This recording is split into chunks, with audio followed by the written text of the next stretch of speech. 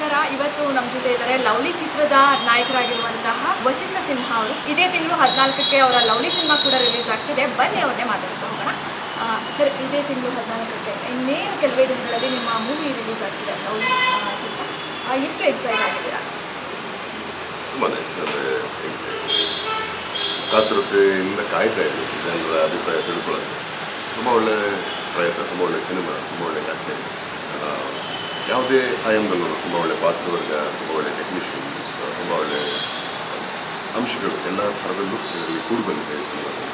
So ಜನಕ್ಕೆ ತಲುಪಿಸೋ ಕೆಲಸ ಮಾಡ್ತಾ ಇದ್ದೀವಿ, ತಲುಪಿಸ್ತಾ ಇದ್ದೀವಿ ಅಂತ ನಂಬಿಕೆ.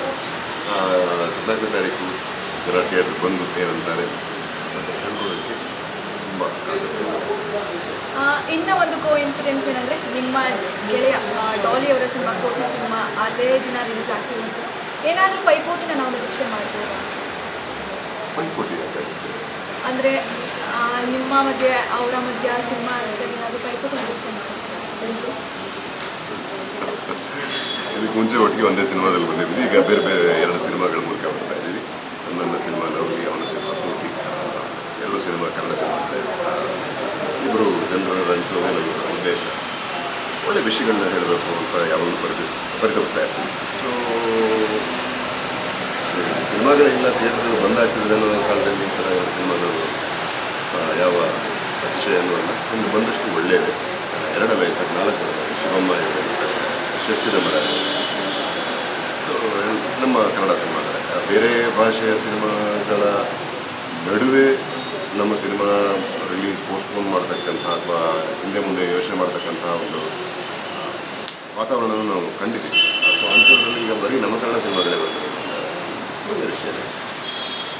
ಮತ್ತು ವಸಿಷ್ಠ ಅವ್ರನ್ನ ನಾವು ಎಲ್ಲ ಪಾತ್ರದಲ್ಲೂ ನೋಡಿದ್ದೀವಿ. ನಿಮಗೆ ನಾನು ಈ ಪಾತ್ರ ಮಾಡಬೇಕು, ಮಾಡಿಲ್ಲ ಅಂತ ಯಾವುದಾದ್ರು ಪಾತ್ರ, ಪೋಷಕ ಪಾತ್ರ ಆಗಿರ್ಬೋದು ಅಥವಾ ಖಳನಾಯಕ, ಇವಾಗ ಲವರ್ ಬಾಯ್ ಆಗಿ ಲವ್ಲಿ ನೋಡ್ತೀವಿ, ನಿಮಗೆ ಯಾವತ್ತಾದರೂ ನಾನು ಈ ಪಾತ್ರ ಮಾಡಿಲ್ಲಪ್ಪ, ಮಾಡಬೇಕು ಅಂತ ಅನಿಸುತ್ತೆ? ನನಗೆ ಪೌರಾಣಿಕ ಮಾಡೋದು ಅದೊಂದು ನನ್ನ ನಾಟಕದ ದಿನಗಳಲ್ಲೂ ಅದು ಯಾಕೋ ಆಗಲಿಲ್ಲ. 1-2 ಪಾತ್ರ ಮಾಡಬೇಕಾಗಿತ್ತು, ಕೆಲಸ ಮಾಡ್ತಿದ್ದೆ. ಈ ಕೆಲಸ ಮಾಡೋದು ನನಗೆ ರಿಯಾಲಿಟಿಗೆ ಹೋಗುವಂಥ ಸಮಯದಲ್ಲಿ.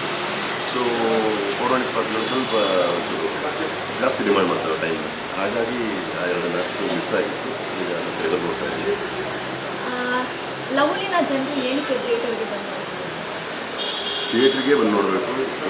ರೀಸನ್ ಬೀಯಿಂಗ್ ಬೇರೆ ಆಪ್ಷನ್ ಇಲ್ಲ ಸದ್ಯಕ್ಕೆ. ಆ್ಯಂಡ್ ನನ್ನ ತಮಾಷೆ ಚಿತ್ರರಂಗ ಅಂತ ಬಂದಾಗ ಯಾವಾಗಲೂ ಅಷ್ಟೇ ಈ ಒಂದು ಬುಕ್ಕು ಪೆನ್ನು ಸ್ಟೇಷನರಿ ಶಾಪಿಂದ ಹಿಡಿದು ನಮಗೆ ಲಾಸ್ಟ್ ಎಂಡಲ್ಲಿ ಟಿಕೆಟ್ ಹರಿಯುವಂಥ ತನಕ, ಸೈಕಲ್ ಸ್ಟ್ಯಾಂಡ್ ಕಾಯುವಂಥ ತನಕ ಇರ್ತಕ್ಕಂಥ ಉದ್ಯಮ. ಸೊ ಇಷ್ಟು ಸಾವಿರಾರು ಜನರ ಜೀವನ ಚಿತ್ರರಂಗದ ಮೇಲೆ ಅವಲಂಬಿತವಾಗಿದೆ, ಚಿತ್ರಮಂದಿರದ ಮೇಲೆ ಅವಲಂಬಿತವಾಗಿದೆ. ಸೊ ಚಿತ್ರಮಂದಿರಕ್ಕೆ ಬಂದು ಚಿತ್ರ ನೋಡಿದಾಗಲೇ ಆ ಸಿನಿಮಾ ಸುತ್ತ ಕೆಲಸ ಮಾಡತಕ್ಕಂಥ ಪ್ರತಿಯೊಂದು ಜೀವಕ್ಕೂ ಜೀವನ ನಡೆಯೋದಕ್ಕೆ ಒಂದು ಸುಗಮ ಆಗುತ್ತೆ ಮಾರ್ಗ. ಸೊ ಹಾಗಾಗಿ ಕನ್ನಡ ಚಿತ್ರಗಳನ್ನ, ಒಳ್ಳೆ ಚಿತ್ರಗಳನ್ನ ದಯವಿಟ್ಟು ಚಿತ್ರಮಂದಿರಕ್ಕೆ ಬಂದು ನಮ್ಮ ಲವ್ಲಿ ಸಿನಿಮಾ ಕೂಡ ಅಂಥ ಸಾಲಿನಲ್ಲಿದೆ. ಒಂದು ಅದ್ಭುತವಾದ ಒಂದು ಫ್ಯಾಮಿಲಿ ಆಡಿಯನ್ಸ್ ಎಲ್ಲ, ಅಂದರೆ 3 to 100, 3ರಿಂದ 100 ವಯಸ್ಸು ತನಕ ಯಾರು ಬೇಕಾದ್ರೂ ಎಲ್ಲರೂ ಒಟ್ಟಿಗೆ ಕೂತು ನೋಡ್ಬೋದಾದಂಥ ಒಂದು ಒಳ್ಳೆಯ ವಿಷಯ ಇರ್ತಕ್ಕಂಥ ನಮ್ಮ ಹೆಮ್ಮೆಯ ಸಿನಿಮಾ ಇನ್ನು ಮುಂದೆ ನಿಮಗಾಗುತ್ತೆ. ಸೊ ನಮ್ಮ ಈ ಪ್ರಯತ್ನಕ್ಕೆ ಅಂದರೆ ಯಾವುದೇ ಹಂತದಲ್ಲಿ, ಯಾವುದೇ ಸ್ಟೇಜಲ್ಲಿ ನೋಡಿದ್ರೆ ಇದು ಮೇಕಿಂಗ್ ವೈಸ್ ಆಗಲಿ, ಬಡ್ಜೆಟಿಂಗಲ್ಲಾಗಲಿ, ಸ್ಟಾರ್ ಕಾಸ್ಟಲ್ಲಾಗಲಿ, ಸಾಂಗ್ಗಳಲ್ಲಾಗಲಿ, ಪ್ರತಿಯೊಂದು ಹಂತದಲ್ಲೂ ನಾವು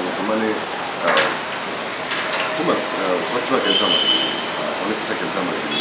ಇಂಥ ಒಂದು ಆನೆಸ್ಟ್ ಎಫರ್ಟ್ಗೆ ಯಾವ ಸ್ಫೂರ್ತಿ ಸಿಗೋದು ಅಥವಾ ಇನ್ನೂ ಹೆಚ್ಚಿನ ಪ್ರಯತ್ನಗಳಿಗೆ ನಮಗೆ ಮಾರ್ಗ ಸಿಗೋದು ನೀವು ನಮ್ಮ ಬೆಂತರ್ತಾ ಇದ್ದೀವಿ. ಹಾಗಾಗಿ ಈ ಒಂದು ಸಿನಿಮಾನ ಥಿಯೇಟ್ರಿಗೆ ಬಂದೋಡಿ. ಆ್ಯಂಡ್ ಅಫ್ಕೋರ್ಸ್ ಕಥೆ ಅಂತ ಬಂದಾಗ ಈ ಥರದ ಕಥೆ ಅಥವಾ ಈ ಥರದ ಒಂದು ಸಿನಿಮಾ ತುಂಬ ವಿರಳ.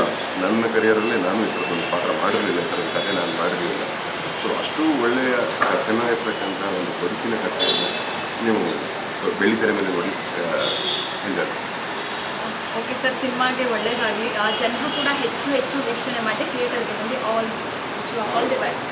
ಇದು ವಸಿಷ್ಠ ಅವರ ಮಾತಾಗಿತ್ತು. ಕ್ಯಾಮ್ರಾ ಪರ್ಸನ್ ಅಕ್ಷಯ್ ಜೊತೆ reporter Lavanya. SS TV cinema ಜಗತ್ತಿನ ಕ್ಷಣ ಕ್ಷಣದ ಸುದ್ದಿಯೊಂದಿಗೆ.